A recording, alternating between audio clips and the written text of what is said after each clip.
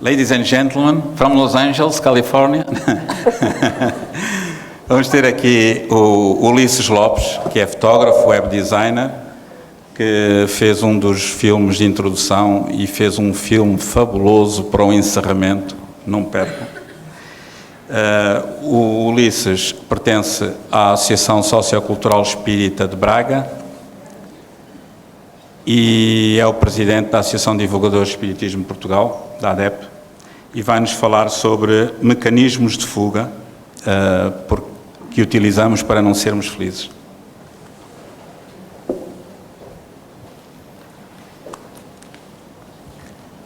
Nos próximos 30 minutos não vai haver fotografias. É só para mim? Já se ouve? Ora, muito boa tarde. Este realmente é um auditório assim um pouco intimidante. A gente está habituado a 200. Não se ouve?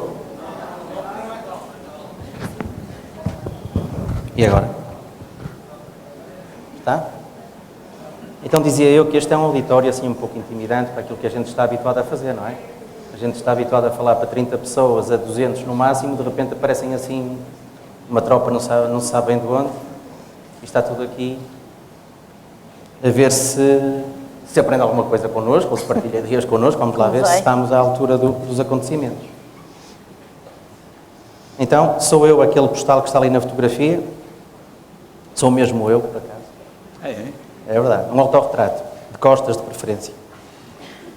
Então, o tema que nos foi proposto para trazer aqui hoje é os vícios. E para falarmos sobre isto, à partida, nem deveria ser uma coisa que nós precisássemos muito de falar, não é? Estamos todos mais ou menos por dentro do que é isto, à partida, cada um de nós terá os seus, mas vamos teorizar um pouco e ver se conseguimos chegar a algumas conclusões. Então, para começar, gostaria de fazer uma abordagem no sentido de, à luz do Espiritismo, encarar este tema, e a primeira pergunta que fazemos é: o que é que nós somos? Note que espírita, nós somos espíritos imortais, espíritos imperfeitos, e quem conhece a escala espírita saberá que nós estamos um pouco abaixo do meio daquilo que nos é possível em termos de evolução. Portanto, nós ainda somos espíritos, ainda não chegamos a meio sequer da nossa caminhada, enquanto espíritos inteligentes, intelectualmente e emotivamente também. Somos aprendizes, somos inseguros e uma das nossas características é sermos ignorantes. É interessante. Então, diz também no Livro dos Espíritos que dentro da nossa faixa evolutiva, uma das nossas características é que a matéria predomina sobre o espírito. A predominância do espírito sobre a matéria. Ao contrário. Também 600 ninguém me corrige. Está tudo a nanar. Ó, Lígia. Por isso é que a tua palestra foi fixe. Então é a predominância da matéria sobre o espírito. Certo? Parece que sim.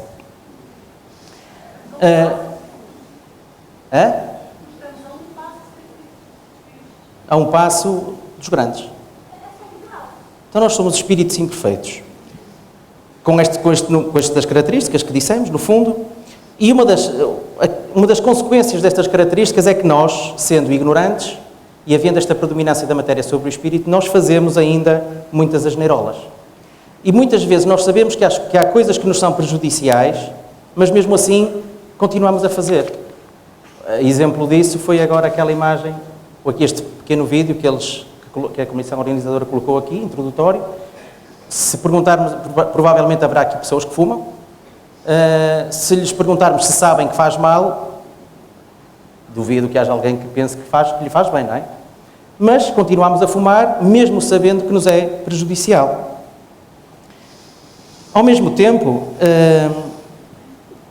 esta nossa forma de ser, sendo que nós temos um objetivo que é chegarmos à perfeição, é chegarmos à evolução máxima que nos é permitida e possível também, só se faz, ou faz-se de uma maneira também, que é através do erro. Nós naturalmente erramos, nós naturalmente fazemos asneiras. As asneiras ou os erros que cometemos são experiências no fundo, como outra qualquer, na qual nós, depois, pelas consequências dos atos que vamos tendo, que não são forçosamente maus, vamos retirar dali consequências que nos farão, de alguma forma, evoluir. Vão nos ensinar alguma coisa. Então, dizemos que errar faz parte do processo evolutivo. Se há gente que fica deprimida porque erra, isso faz parte. Quem é que consegue evoluir muito mais numa faixa evolutiva? Quem faz tudo bem? Ninguém. Se fizer tudo bem já não estará aqui, com certeza. Ou é espírito evoluído, ou é espírito protetor, ou outra coisa qualquer. Agora, de certeza que não está sentado nesta sala. Se há alguém que tenha essa pretensão, já não está aqui a fazer nada, já pode ir, ou pode vir para aqui assim, ensinar-nos alguma coisa, não é? Então, o que são os vícios, no fundo? Quando falamos de vícios, falamos de muitas coisas. Podemos falar do tabaco, como falámos aqui. É sempre complicado focalizar este tema só sobre esta característica, mas falámos do tabaco, falámos do álcool, falámos das drogas, falámos da gula, da comida, falámos do sexo, falámos do próprio trabalho, falámos do jogo, falámos da internet, falámos de tudo e mais alguma coisa. No fundo, o vício, que vem do latim viciums, significa, na nossa língua português, falhar ou errar, falha ou erro. E qualquer tipo de excesso pode ser considerado um vício. É um hábito que, repetido, degenera em prejuízo ou causa prejuízo. É algo que, de alguma forma, perturba a nossa vida normal. Ouve-se muito falar naqueles termos ingleses, que eu não aprecio nada, mas os workaholics, não é? É chique falar assim, se bem que devo ter dito mal, de certeza. Os trabalhólicos, em português, não é? Aqueles que só trabalham, que só pensam em trabalho, porque acham que trabalhar é o que está a dar. Provavelmente não leram o capítulo da Lei do Trabalho do Livro dos Espíritos, em particular aquela parte que vem mais para o final, que é o repouso, não é? E que também não faz não faz ali a ponto, por exemplo, para a lei de conservação, que diz que precisamos de repousar e de descansar. Esse hábito repetido, reparem, não é forçosamente algo mau. Esse hábito repetido pode causar prejuízo na família, nos relacionamentos, a nível social, e é considerado algo bom. Se nós falarmos, por exemplo, em exercício físico, poderemos dizer que exercício físico nos faz bem. Mas se formos viciados, vidrados no exercício físico, provavelmente há outras atividades da nossa vida normal que hão de sair prejudicadas, porque eu só penso em exercício, só penso naquilo. Então é um hábito que nos causa prejuízo. Estão a ver como não tem forçosamente a ver com aquilo que nós achamos que é o vício, não é? Aquele palavrão do tabaco e não sei o quê, não tem só a ver com isso, tem mais a ver com o hábito em si do que propriamente com aquilo que causa o hábito, ou o foco do nosso hábito. Normalmente nunca há um viciado só numa coisa. Somos viciados em várias coisas. Então, se nós conseguíssemos entender isto, para nós seria muito mais fácil tolerar. Perceber que somos espíritos em evolução, que somos espíritos imperfeitos, que somos espíritos ignorantes, que falhamos. Se nós conseguíssemos entender isto, provavelmente não andaríamos constantemente a jogar na cara do outro, porque és viciado, porque faz isto, porque faz aquilo, porque faz aquilo outro. Percebermos que isto faz parte do nosso processo evolutivo, que nós estamos em aprendizado, que ainda não sabemos qual é o limite. Qual é o limite do trabalho? Eu posso não saber. E acho que estou a fazer uma grande coisa. Então, enquanto não sei isto, é entendível que nós possamos ter este tipo de comportamentos. E mesmo quando os sabemos teoricamente, eles muitas vezes não são convicção. Uma coisa é a gente saber uma coisa na teoria, outra coisa é a gente ter convicção daquilo que está a passar. Quando a gente adquire a convicção, provavelmente deixa de fumar. Foi o que aconteceu àqueles. Não é? Ficaram convictos de que realmente aquilo ia acontecer com eles, que lhes ia ser prejudicial, e então deixaram aquilo.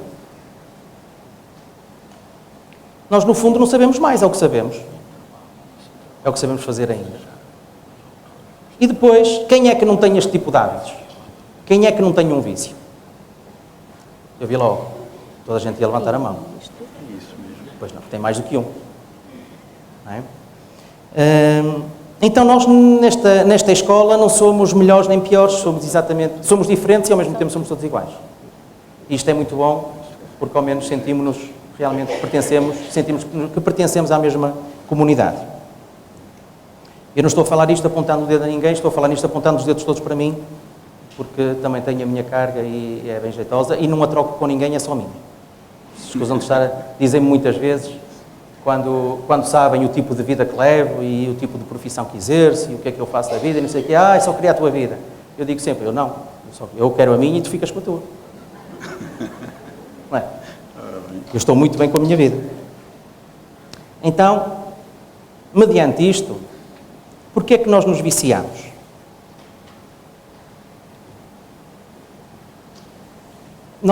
Uma das fases em que se adquirem, em relação, por exemplo, aos vícios de teor físico, uma das fases em que se adquirem muitos vícios é na fase da adolescência. É uma fase muito complicada. Normalmente, nesta fase, procuramos com muita força inserirmos-nos num grupo. Procuramos a aceitação dos outros. Procuramos ser aceitos, procuramos sentir-nos inseridos. Precisamos muito da aprovação daqueles que são semelhantes a nós. Muito mais se tivermos ídolos. Queremos cair sempre no goto da estrela da escola, ou do grupo, ou seja do que for. Nós queremos ser aprovados e ser aceites e, de preferência, se tivermos até termos a oportunidade de sermos uns, como se diz em português, uns fazedores da opinião, não é? Se é que isso existe. Então ainda melhor, porque procuramos que os outros todos andem à nossa volta. Então muitas vezes, e não sei se há aqui adolescentes, é provável que haja alguns, ali a Lígia e os Jorge foram os 3, vá lá, já 4, vá, está a melhorar. Aqueles que já não são adolescentes também já foram. Não é? Portanto, os únicos para quem isto poderia ser uma novidade é para aqueles que ainda não foram adolescentes. E ainda vão ser. Quem é que não se revê nisto?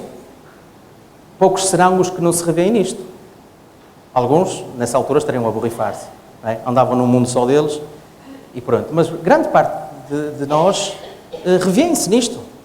E vestiam as calças que tinha mais a ver na altura, andava tudo na moda, porque na altura era a altura de revirar a parte da bainha das calças, agora é parolo, é triste, enfim. Usávamos uns cabelos manhosos. Eu lembro-me na altura em que eu andava na escola, as raparigas usavam assim uma pala, não é? Não sei como é que elas faziam aquilo, se era com... Eu às vezes tinha dúvidas que aquilo fosse feito com gel. Sempre pensei que fosse com saliva. Não é? Mas era o que estava a dar. E os rapazes sentiam-se atraídos realmente pelas raparigas de pala. É esquisito, não é? Se fosse agora a gente fugia, mas na altura era fixe. E então andava tudo assim, pronto, de pala. E se tiverem dúvidas disso, vão buscar aquelas vossas fotografias daqueles que na altura eram adolescentes. E no final dos anos 80, princípio dos anos 90, ainda vão ver algumas fotografias dessas, com certeza. E riam-se, aproveitem-se para rir, porque realmente teve piada. Então, nessa altura, é uma altura que existem fortes grupos, quase como clãs, muitos deles com gostos muito próprios, muito personalizados, e no fundo nós vamos nos inserindo aqui e ali, consoante aqueles também com os quais nos identificamos, mas procuramos adaptar-nos a esses grupos. Então procuramos afirmar-nos.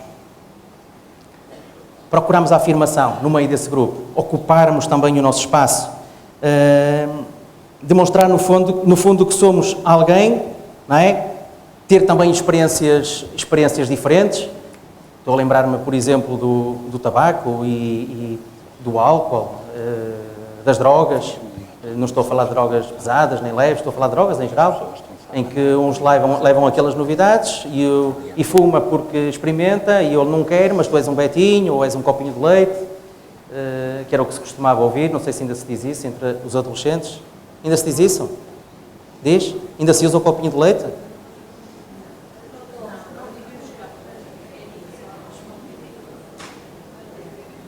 É Betinho, não é? És Betinho. És o filhinho da mamã, existe aquilo, e então há uma grande pressão por parte do grupo em fazer com que aquele também se inicie ou experimente aquelas substâncias. E é claro que algumas até proporcionam experiências interessantes e boas sensações, não é? Só que também não passa disso. Ao mesmo tempo somos imaturos, sentimos-nos grandes nessa altura, poderosos. Eu lembro-me acho que há uma fase em que todos nós achamos que os nossos pais são atrasados. Tu já não és deste tempo, que raio de música é essa que tu ouves, agora o que está a dar é não sei o quê. No fundo todos passamos por isso. E então sentimos-nos quase tão poderosos ao ponto de quase nos sentirmos intocáveis. É uma fase realmente muito interessante das nossas vidas. Ao mesmo tempo temos uma grande falta de discernimento para poder ver aquilo que realmente é bom para nós e aquilo que nos faz mal. Depois, para muitos pode ser uma escapatória também. Descompensados, no fundo da autoestima, com problemas, como a morte, por exemplo, a perda de um ente querido, pode ser um filho, pode ser um marido, pode ser a esposa, pode ser o pai, pode ser um irmão. A perda de emprego. No fundo, qualquer tipo de situação que nos provoque stress e à qual nós respondemos com a aquisição, de alguns vícios, particularmente com o consumo de algumas substâncias e que nos vão fazer mal.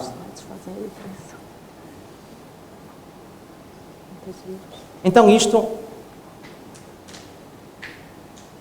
é um ciclo vicioso e tem uma mecânica processual. O homem, no fundo, é assolado por pensamentos.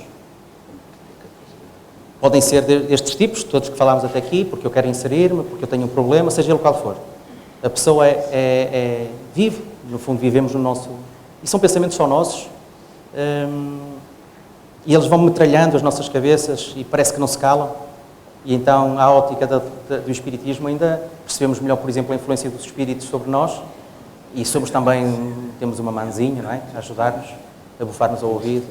Faz isto, faz aquilo, olha ali, fuma, bebe, pratica sexo, faz, sei lá, 30 por uma linha. Esses pensamentos vão gerando sofrimento, porque sofremos mesmo. Ao mesmo tempo, esses pensamentos que geram sofrimentos vão gerar comportamentos. Porque eu vou reagir de uma forma, neste caso, negativa, àquele mundo em que eu vivo e que vai gerar, no fim, um comportamento que será o consumo de alguma coisa ou a atividade, em alguma atividade qualquer, que, no fundo, que depois vai gerar novos comportamentos, vai gerar novos pensamentos que vão gerar novos sofrimentos e novos comportamentos por aí fora num ciclo vicioso. Porque eu agora consumi, porque eu fiz isto, vai trazer novos tipos de pensamentos, porque eu estou a fazer mal, porque eu estou a fazer isto, geram novos tipos de sofrimentos e de sensações e eu tenho que voltar a consumir. E não saio disto. Então, há uma insatisfação, por exemplo, é um caso, posso estar insatisfeito com um casamento, posso estar insatisfeito com uma relação profissional, posso estar insatisfeito com a vida em geral, não gostar de viver. Posso ter vivido algum trauma, como dissemos há pouco, um acidente qualquer, fiquei, sei lá, paralisado, fiquei deficiente por algum motivo, perdi um ente querido, perdi o trabalho, e a falta de autoestima também. Há muitos relatos lembro-me de um assunto em particular, há uns anos, de um rapaz de quem somos amigos, e que é nosso amigo também, é um rapaz da nossa idade, que esteve durante vários anos metidos na droga. E então as tentativas para que ele se tratasse foram sucessivas durante alguns anos, e é claro que ele só se livrou daqueles vícios quando quis. Não foi quando nós quisemos, foi quando ele decidiu que assim tinha que ser. É evidente. E então, uma das coisas que ele dizia é que ele não se sentia inserido em grupo nenhum dos quais nós fazíamos parte. Eu sentia-me um extraterrestre no meio de vós. Mais tarde a gente perguntou-lhe, o que é que te levava a fazer isto? Porquê é que tu eras renitente em relação aos tratamentos, aquilo que a gente propunha? Ele disse, eu estava convosco, eu não percebia nada do que vocês falavam, O meu mundo era as drogas, eu só percebia a falar de drogas. Se vocês falassem de drogas, eu tinha assunto. Portanto, aquele era o meu mundo. Não é? Então, no fundo, a autoestima dele também não passava dali, era aquilo que ele conseguia dar. A máquina dele só dava aquilo.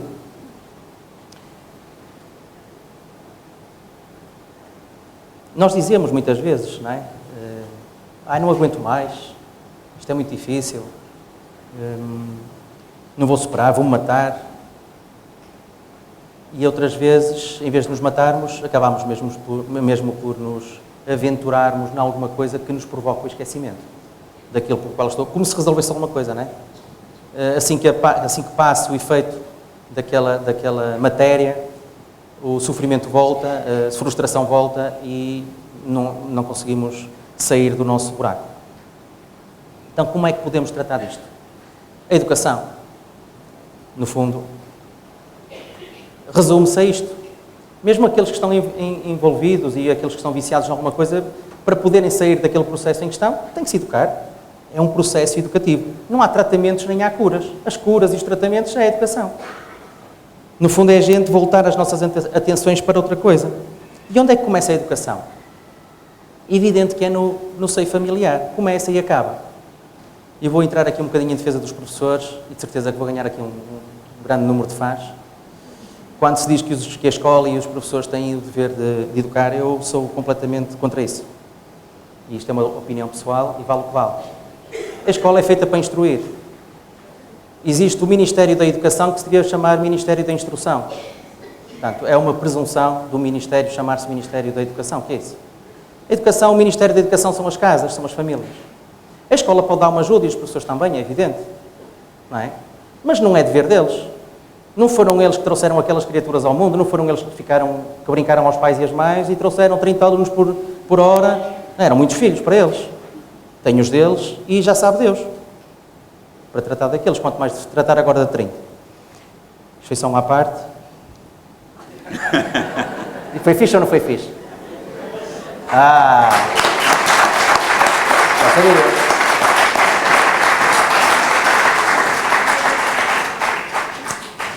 Então a educação começa e acaba na família. Quando nós falávamos dos adolescentes, onde é que estão os adolescentes?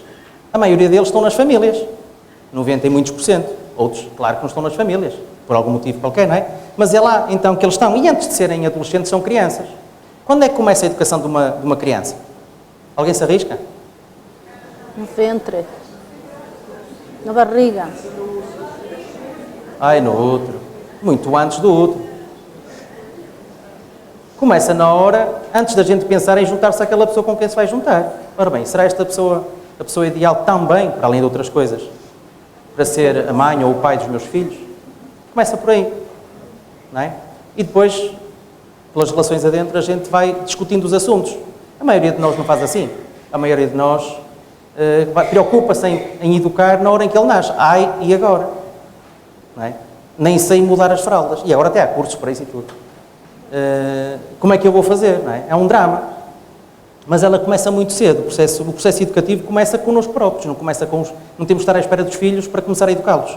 Temos que começar por nós. A educarmos-nos como pais. Que pai é que eu vou ser? Ou que mãe é que eu vou ser? Porque estes espíritos são espíritos que nos são confiados.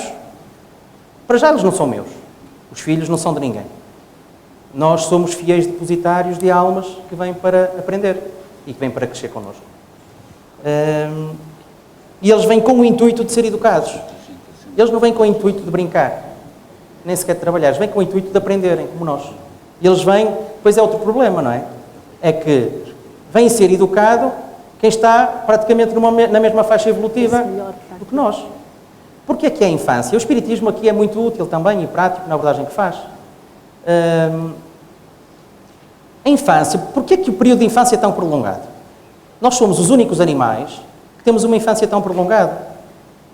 Os outros, mal caem, têm que se pôr a pé. Estou a lembrar de uma girafa a parir agora. O bebê cai, pumba. Ele, se não se puser a pé, vai morrer. Porque a mãe não vai embalá-lo, não vai pegar nele, não lhe vai dar leite, não lhe vai fazer nadinha.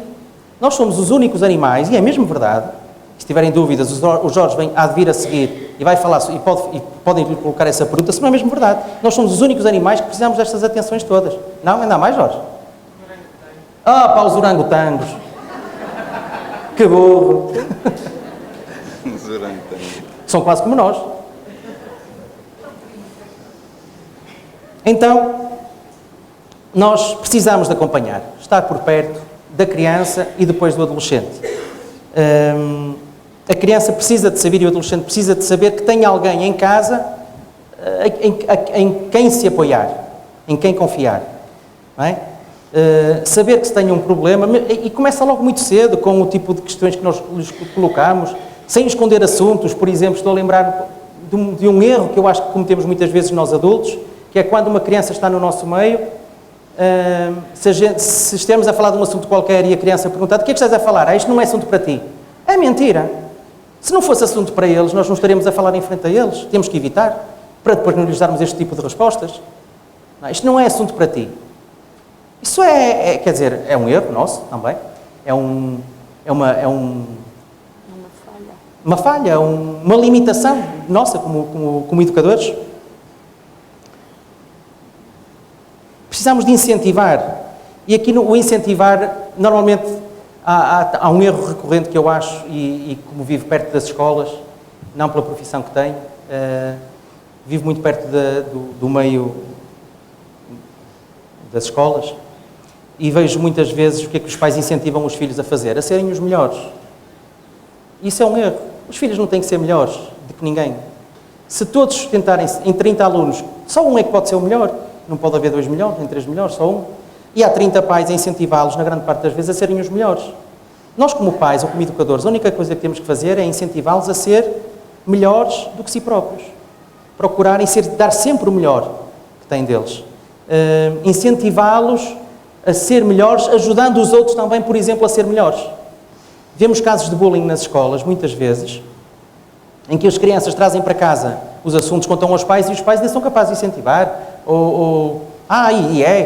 Sei lá, realmente ele é um deficiente do caraças, ou é um terinho do caraças, ou ela é mesmo esquisita, ou é branco, ou é preto, ou é sei lá.